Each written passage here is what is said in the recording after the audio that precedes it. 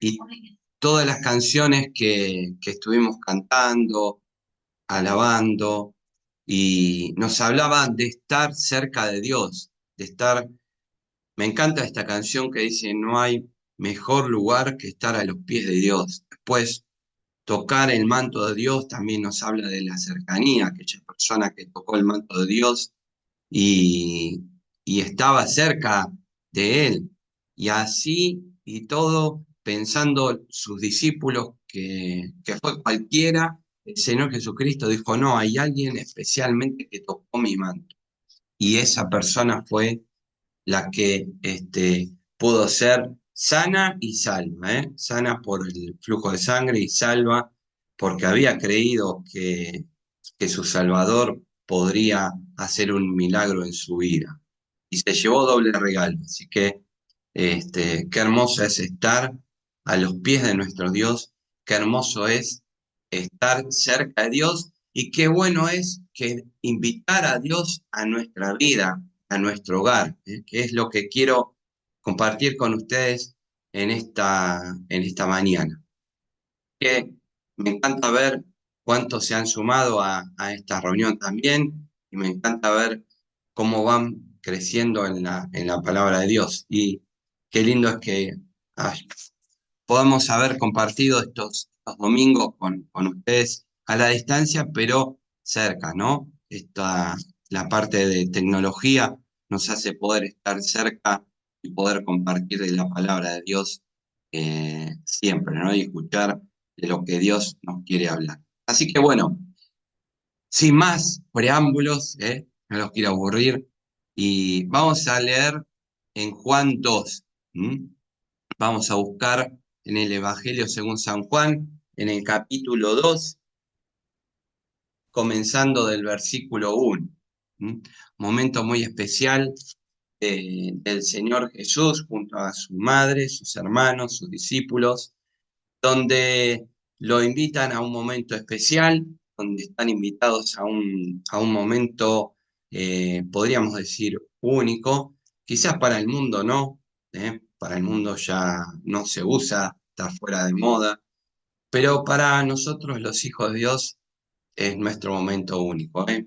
Yo me acuerdo, ya hace 23 años que estoy casado, va hoy por el 24, me acerco a lo que dicen las bodas de plata, algunos otros más, muchos más, como mi hermano, como Juan Carlos y Fabri también menos, pero bueno, quién más, quién menos, eh, nuestro momento de boda es un momento único. Y vamos a leer en Juan 2, comenzando del versículo 1. ¿Lo tienen todos? ¿Sí? Arrancamos. Vamos nomás. Dice así: Al tercer día se celebró una boda en Caná de Galilea y estaba allí la madre de Jesús. Fue invitado también Jesús con sus discípulos a la boda, y como faltó el vino, la madre de Jesús le dijo, no tienen vino. Jesús le dijo, ¿qué tiene que ver eso conmigo y contigo, mujer? Todavía no ha llegado mi hora. Su madre les dijo a los que servían, hagan todo lo que él les diga. Había allí 6 tinajas de piedra para agua, de acuerdo con los ritos de los judíos para la purificación. En cada una de ellas cabían 40 a 74 litros. Jesús le dijo, llenen de agua las tinajas. Y las llenaron hasta el borde. Luego les dijo, saquen ahora y llévenlo al encargado del banquete. Se lo llevaron y cuando el encargado del banquete probó el agua ya hecha vino y no sabía de dónde venía, aunque los sirvientes que habían sacado el agua sí lo sabían, llamó al novio y le dijo, todo hombre sirve primero el buen vino y cuando ya ha tomado bastantes, entonces saca el inferior. Pero tú has guardado el buen vino hasta ahora. Este principio de señales hizo Jesús en Caná de Galilea y manifestó su gloria y sus discípulos creyeron en él. Muy bien, leí un poquito otra versión, ¿no? No era la 1960, pero no sé si todos pudieron seguir. Eh, los pongo en contexto en el pasaje anterior a este, eh, en el capítulo 1 del Evangelista San Juan, Jesús llama a Natanael. Y cuando Simón Pedro le dice, mira, te tengo que presentar a alguien especial que nació de Jerusalén. Y esta persona le dice, ¿puede salir algo ahí de ese lugar? Seguramente por sus creencias, seguramente por su forma de vida, seguramente por cómo eran aquellas personas, no creían que algo bueno podía salir de Jerusalén, de Nazaret. Y bueno, el Señor Jesús le cuenta a Natanael en el 1:50, le dice, cosas grandes vas a ver, cosas que jamás has visto ni has oído. Y seguramente en este capítulo vemos la presencia de Dios, pero veremos que el milagro que el Señor Jesús hizo, sí, fue al final. Entonces se hicieron unas bodas en Caná de Galilea, allí habría muchos invitados seguramente, no explica quiénes eran los novios, no explican, bueno, podríamos, no sé, pensar tantas cosas, cuál era el menú, si comieron bien, si no comieron bien, si habían 100 personas, si habían 200 personas, quiénes eran los padres de los novios, quiénes eran los familiares y demás, pero de nada de esto habla el evangelista, sino, como les decía, utiliza esta historia real, esta historia verdadera, para demostrar y para mostrar la gloria de Dios en ese momento y con esas personas que fueron testigos de lo que sucedió. Ahora bien, fueron invitados, dice la Biblia, fueron invitados a las bodas Jesús y sus discípulos.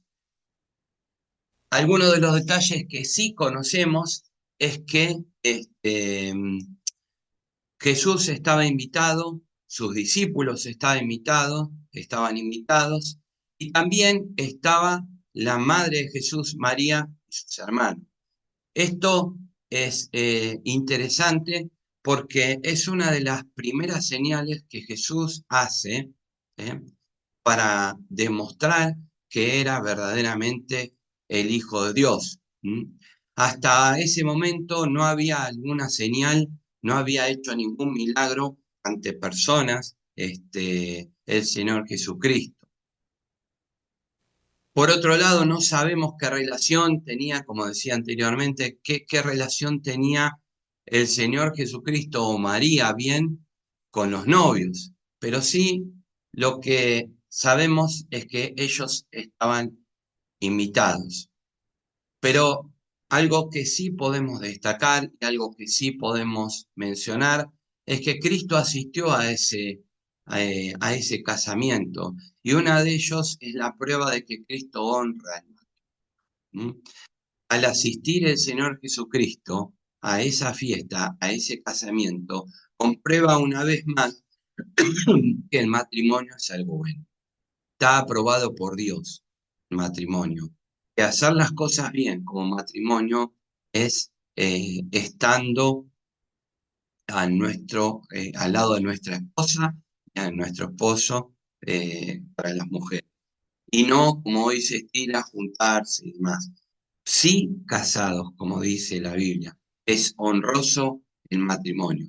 También notamos que invitar a Cristo, como les decía anteriormente, a formar parte de ese evento trae bendición. Lo mismo, invitar a Cristo a que forme parte de tu matrimonio y de tu vida te va a traer bendición.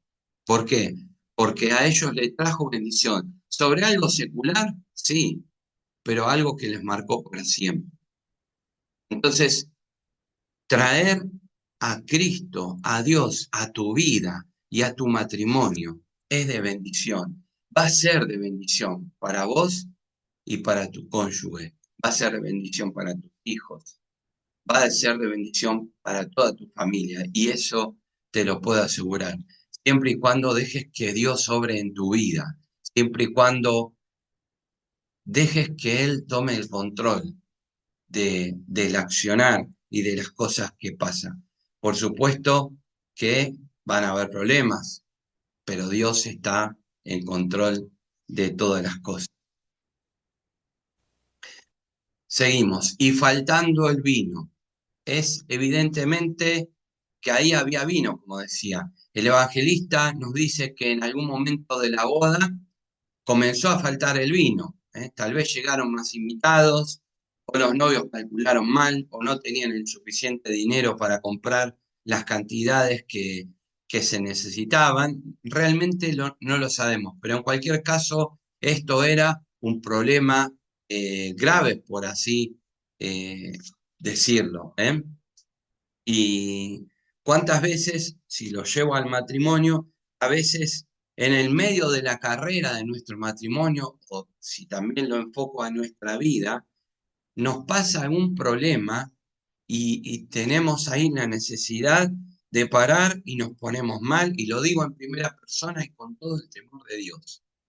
Nos pasa algo y ya nos decaemos, y ya nos tiramos abajo, y ya no tenemos fuerza ni ánimo y estamos en el medio de la tempestad o en el medio de la carrera.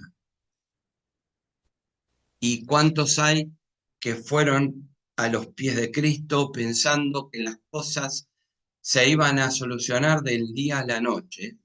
Como siempre digo, que las cosas económicas se iban a solucionar y que las cosas seculares iban a solucionarse, y esto no fue así y es una decepción.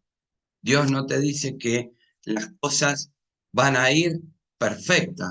Dice que en el mundo vamos a tener aflicciones, pero tenemos que confiar porque Dios ha vencido al mundo. Por supuesto, es bueno, por supuesto que es importante estar cerca de Dios, que Dios habite en nuestra vida, invitar a Dios.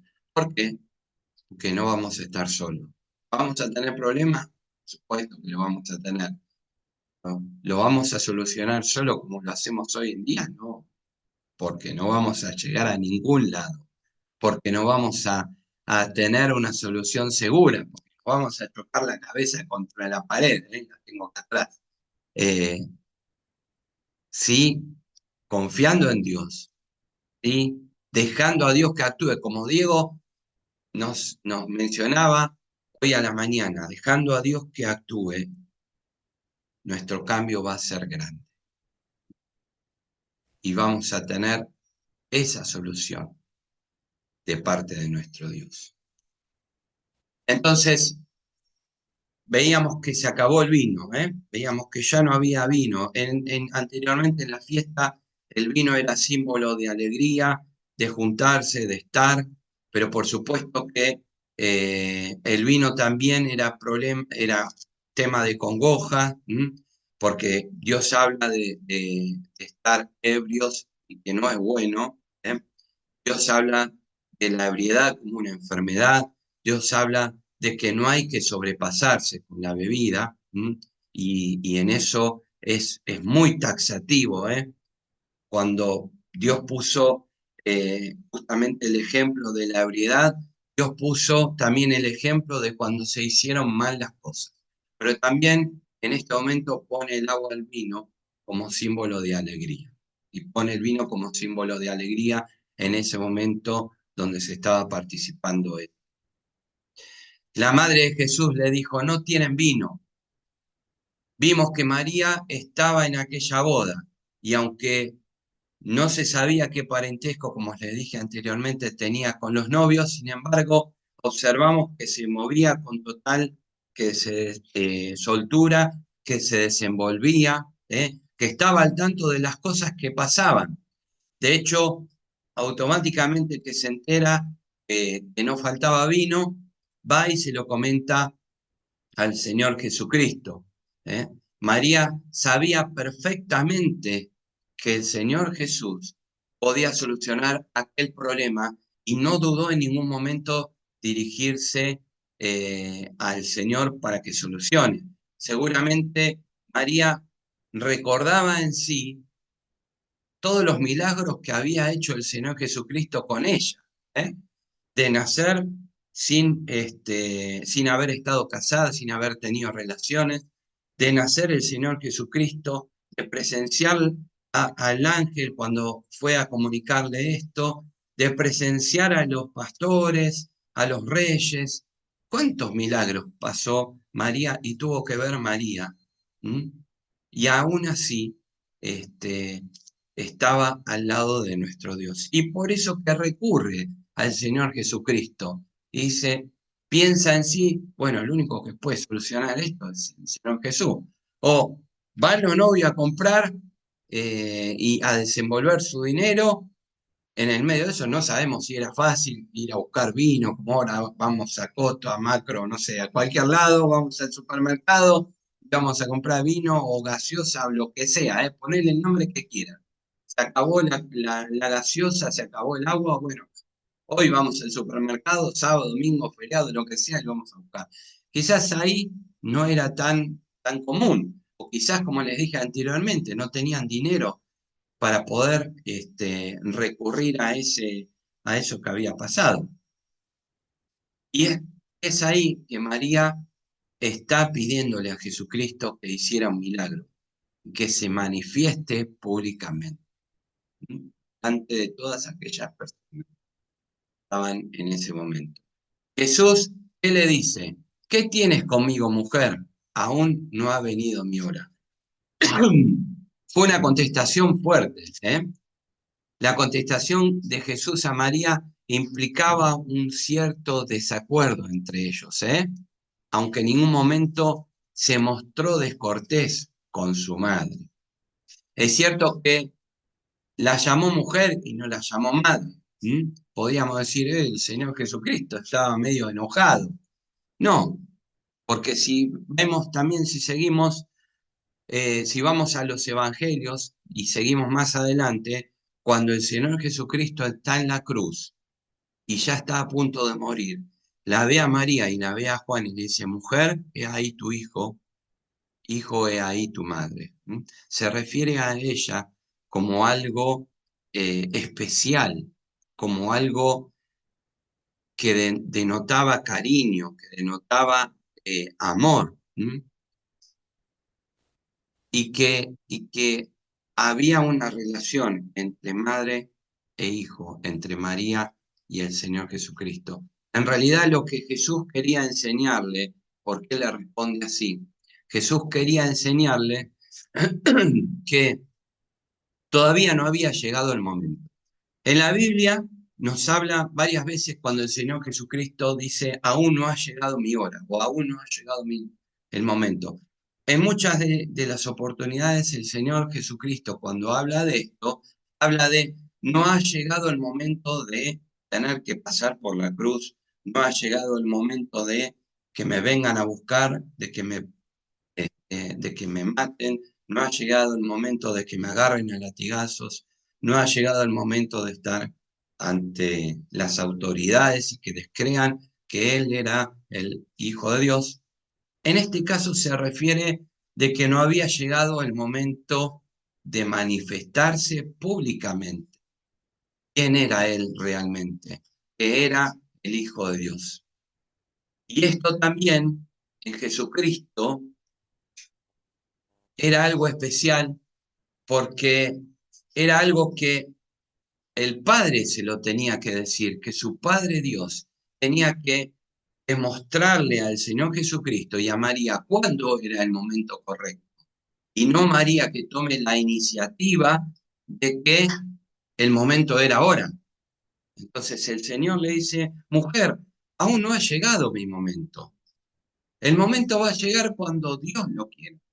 Sin embargo, el Señor Jesús le hace caso a María. Y no hay discusión, por lo menos no lo nombra la palabra, de que hay discusión entre ellos. No, no hay discusión entre ellos. Y el Señor Jesús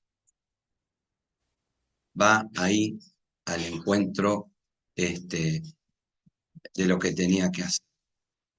Con todo esto, lo que Jesús quería dejar en claro como dije anteriormente, es que ni su madre ni ninguna de las otras personas debían de marcar su vida, sino el Señor Jesús vino a obedecer al Padre, como dice la palabra. Y por otro lado, nos enseña que también en ese momento donde Jesús empieza su carrera como el Hijo de Dios, como el Mesías, como aquel que iba a hacer milagros, era el momento donde María se tenía que ir desprendiendo de su hijo y entender que no era su hijo, sino que era el rey.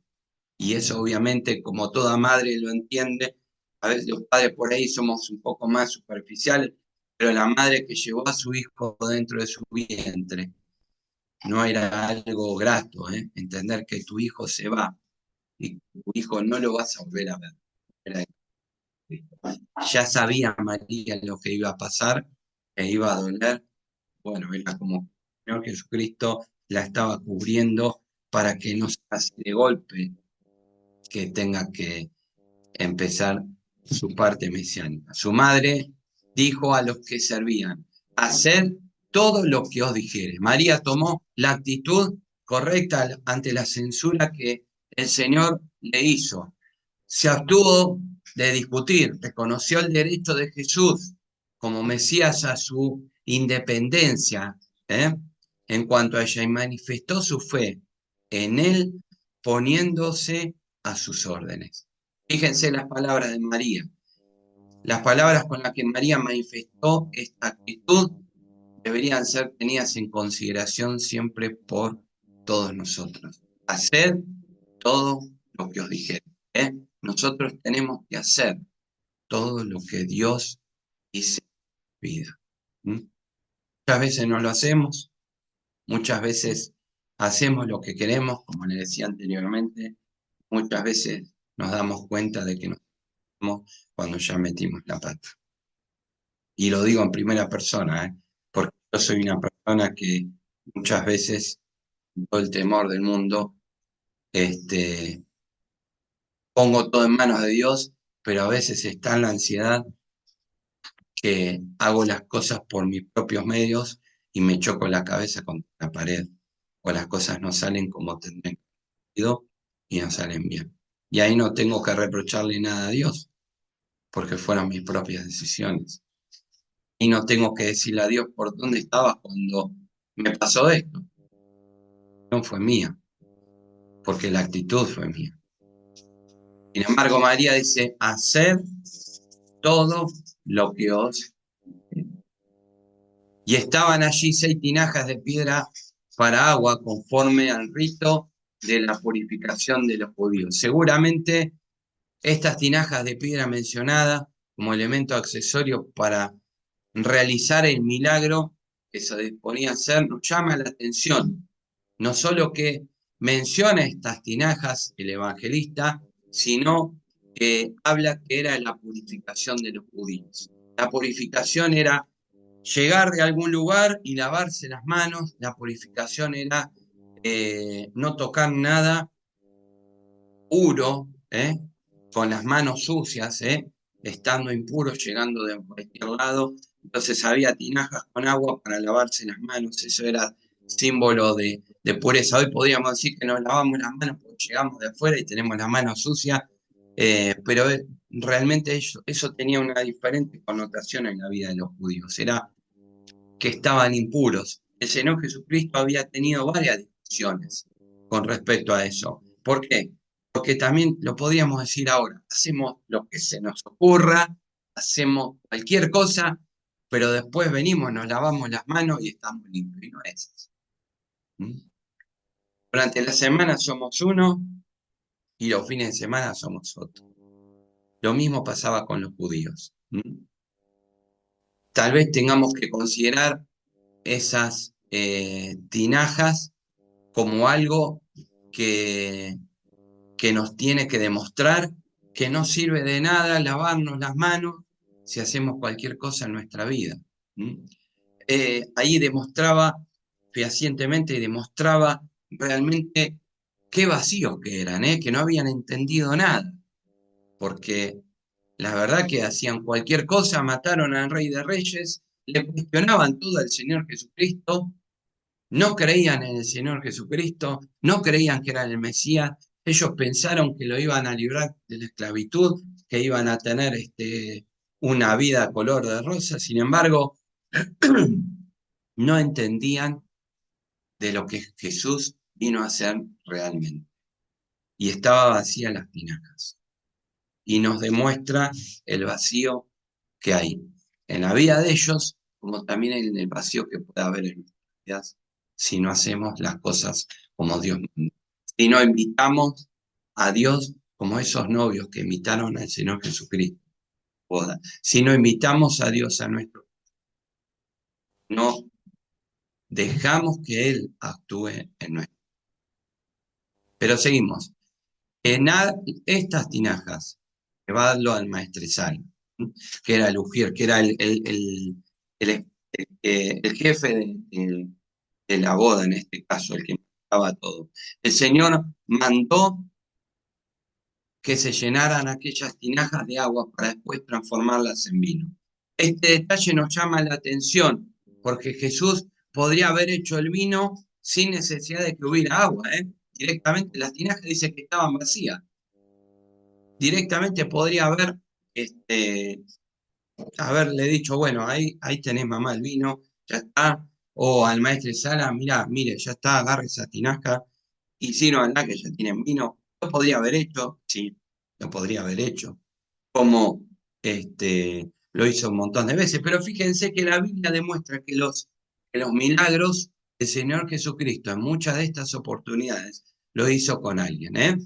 En este caso, usó a las personas para que llenen de agua a las tinajas y que se produzca la conversión. En el momento cuando el Señor Jesucristo da y alimenta a los 4.000 y a los 5.000, están los discípulos, había en este caso también un chico que tenía los panes y los peces, y el Señor utiliza a sus discípulos y utiliza a este niño también para hacer ese milagro. Utiliza a personas comunes y corrientes para poder hacer milagros. Es por eso que Dios en tu vida y en mi vida, siendo así comunes y corrientes, puede hacer un milagro, puede transformarnos, podemos ser de utilidad para nuestro Dios, para la gloria del Padre.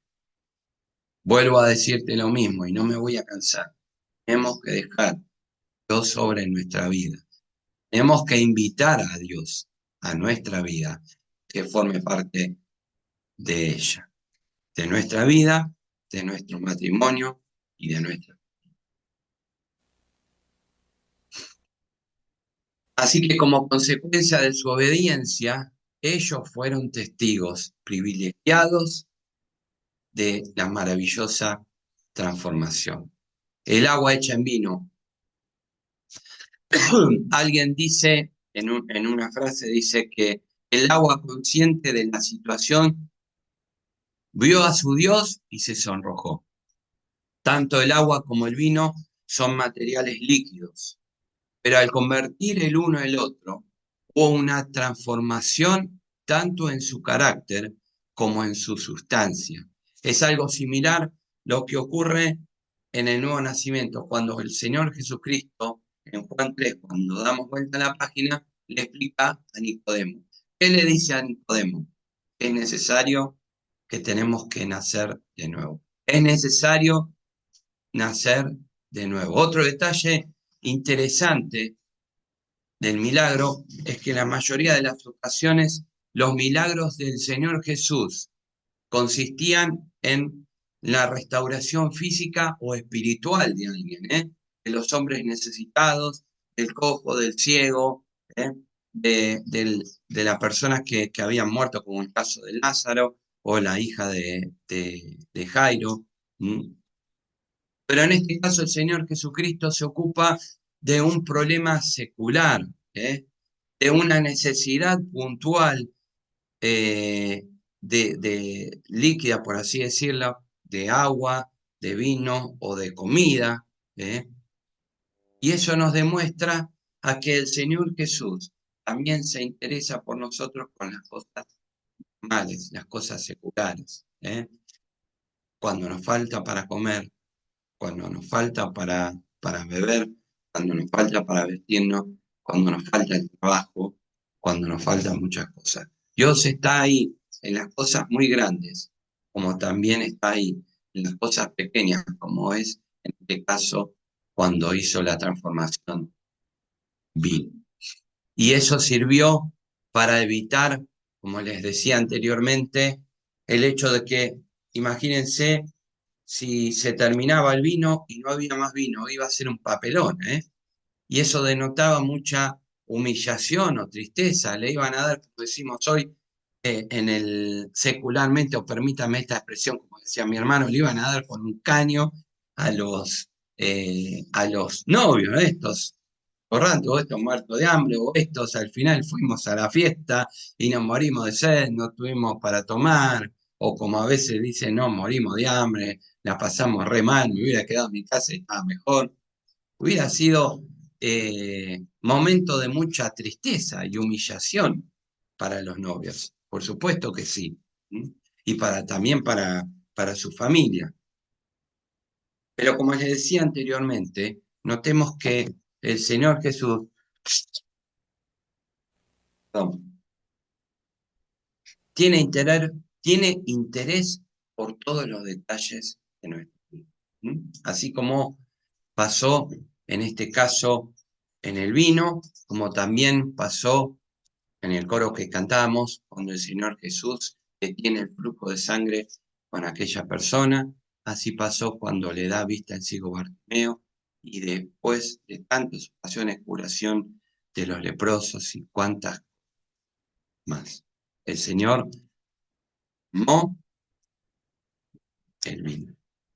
Y en esto es algo que tenemos que pensar, como le decía anteriormente, hizo una transformación química,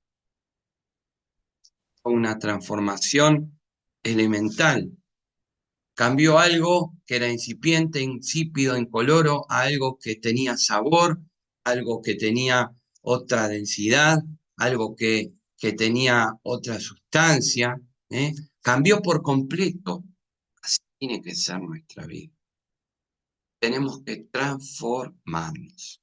Diego nos hablaba de la transformación al principio, y perdón que Diego te ponga como ejemplo, pero me emocioné mucho escucharte ahora, como también el otro domingo, como el otro. Hubo una transformación en esa sustancia. Eso implica que tiene que haber una transformación en tu vida. Eso implica que tenés que dejar atrás todo lo que estabas haciendo.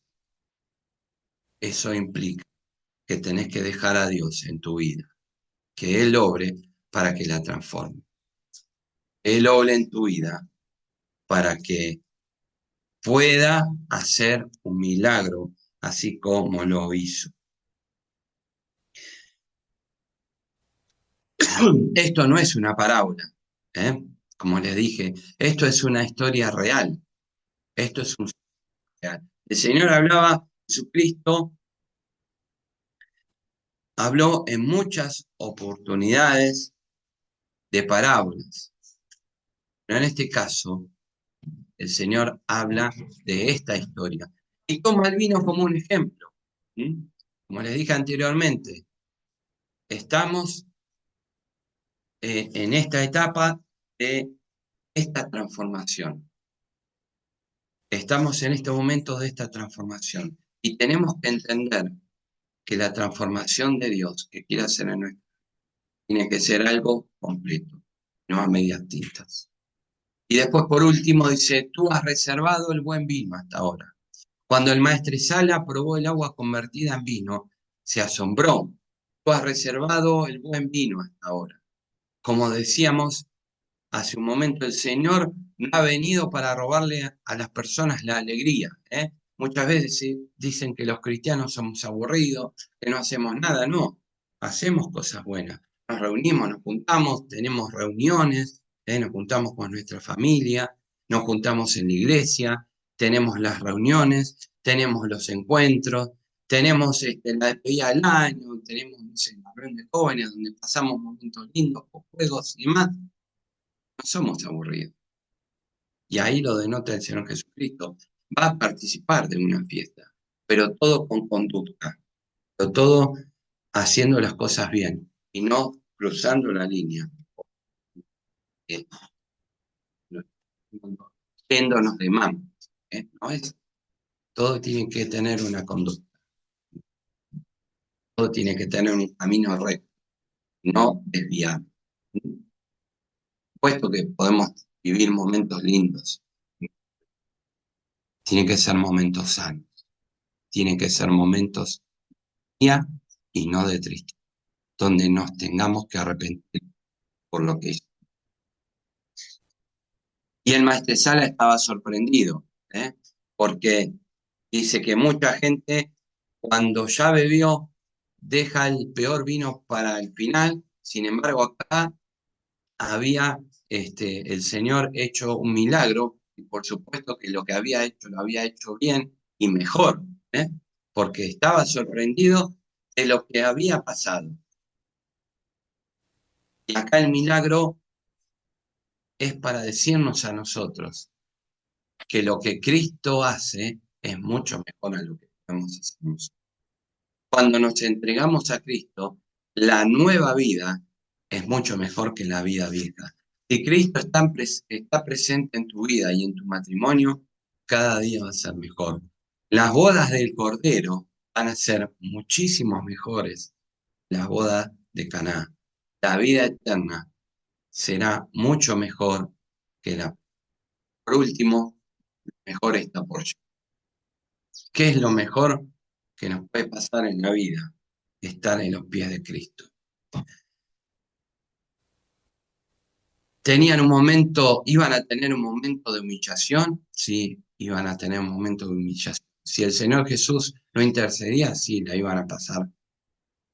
Vivimos en la vida momentos de humillación, vivimos en la vida momentos de tristeza, vivimos en la vida momentos en donde queremos tirar todo por la borda y donde queremos largarnos.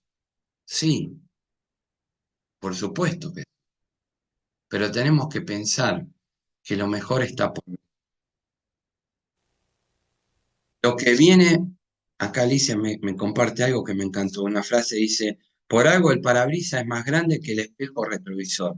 Lo que viene siempre es más grande que lo que dejaste atrás. Lo que tenemos por delante es mucho más grande que lo que dejamos atrás. Si miramos por el espejito del retrovisor del auto, es mucho más chico. Miramos por delante. Como decía mi hermano, algunos podemos partir de este mundo por enfermedad, otros podemos partir por vejez. Justo en esta semana que pasó, hablábamos con unos abuelitos de 85 y 92 años, ¿eh? Y están muy bien ellos dos.